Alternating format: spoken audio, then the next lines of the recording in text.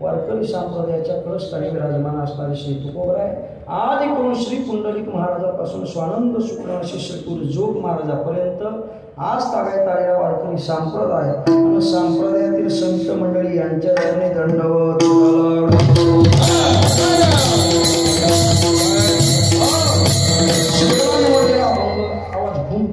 म्हणायला नको, फक्त आई गाताना फक्त इको वाढवत जा विठाला.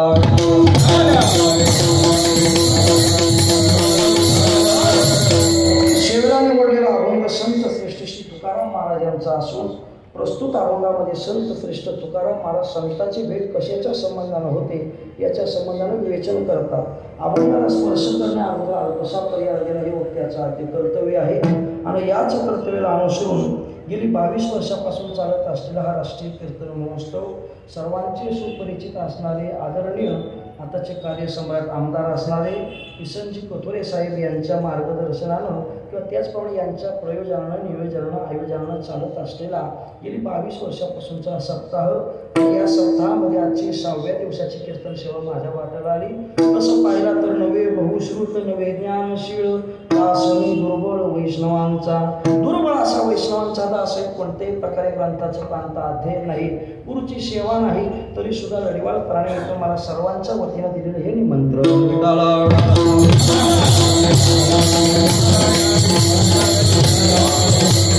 तसं पाहिलं तर आमची ही कीर्तनकाराची लाईन पाहिली तर सगळे कीर्तनकार थोर थोर थोर थोर आहेत.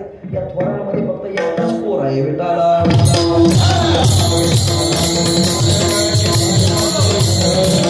कीर्तनकारांची लाईन पाहण्यापेक्षा आज सुद्धा या स्टेजवर पाहिलं तर सर्वच महाराज थोर थोर मंडळी उपस्थित आहेत. तसं पाहिलं तर त्यांनीच कीर्तन करावं, त्यांच्या कीर्तनामध्ये आम्ही टाळ घेऊन उभा राहावं. पण सर्वच ही थोर असणारी वरिष्ठ असणारी मंडळी आज आम्हाला आशीर्वाद देण्याकरता कीर्तनामध्ये सर्व जमलेले आहेत. विशेष करून महाराज दोन्ही पखवाज वादक असतील आमचे अजय दादा, वैभव दादा, त्याचप्रमाणे अलीकडचे गायक आमचे मारुती बाबा असतील, आदरणीय दादा असतील, गणेश दादा असतील, तर सर्वच मंडळी. आता तसं पाहिलं तर एकाचं नाव घेतलं तर एकाचं राहूनच जाईल आणि कीर्तनात काही नाव घेत नसतात, ज्याला घ्यायचं त्यांनी लग्नात घ्यायचं विठाला. कीर्तनामध्ये बसलेली सर्वच ज्येष्ठ श्रेष्ठ मंडळी आहेत. ज्येष्ठ कीर्तनकार आदरणीय फावडे बाबा आहेत, आदी करून सर्वच मंडळी आहेत, एकापेक्षा एक असलेली मंडळी. आणि ज्याने विशेष करून साहेबांच्या वतीने आम्हाला सांगितलं असले आमचे शिंदे महाराज यांच्या वतीने कीर्तनाला येण्याचा योग. सर्वच महाराज बहुश्रुत मंडळी आहेत. आपल्याला अल्पसा कालावधी आहे, त्या अल्पसा कालावधीमध्ये जसं जमल तसं पदापदाचं चिंतन करण्याकरता प्रवृत्त होऊ विठाला.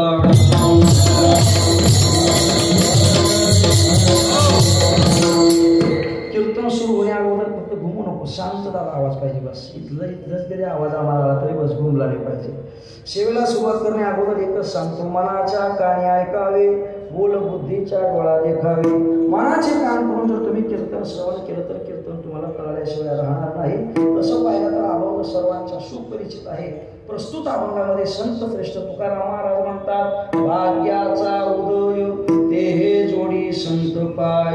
महाराज म्हणतात संताचे पाय जर भेटायचे असतील किंवा संताची जर भेट तुम्हाला मला जर व्हायची असेल तर म्हणले भाग्याचा उदय व्हावा लागतो. मग काहो महाराज, ज्या भाग्याच्या उदयाच्या संबंधानं संताची भेट होते ते महाराज भाग्य म्हणजे तरी काय, म्हणजे आम्हाला कळून जाईल का संताची भेट कशाच्या संबंधानं होते. आवाज जरा घुमतो, थोडा फक्त शांत आवाज करा विठाला.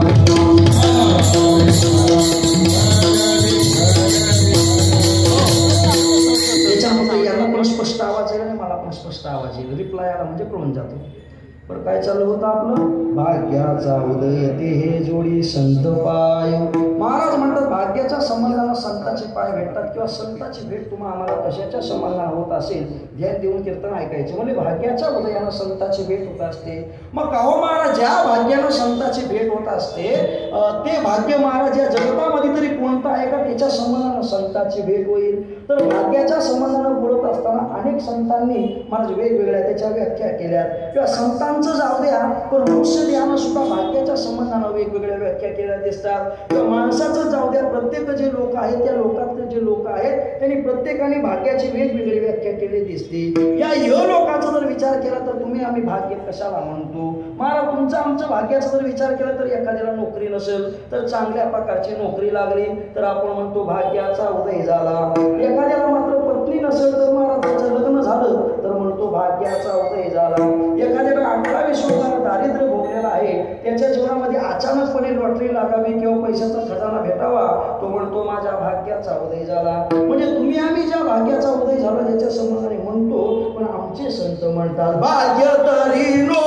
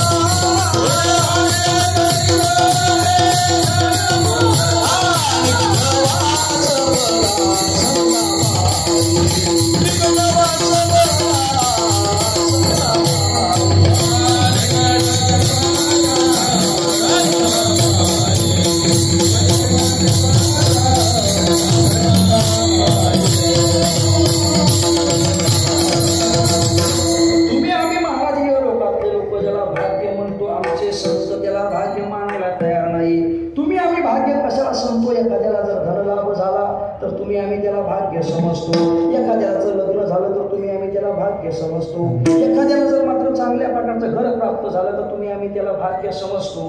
पण आमचे संत मात्र त्याला भाग्य मानायला तयार नाही. ते म्हणतात भाग्य तरी नो हे धनपुत्रदारा. तुम्ही आम्ही धन प्राप्त झाल्यानंतर तुम्ही आम्ही स्वतःला भाग्यवान समजतो. विठाला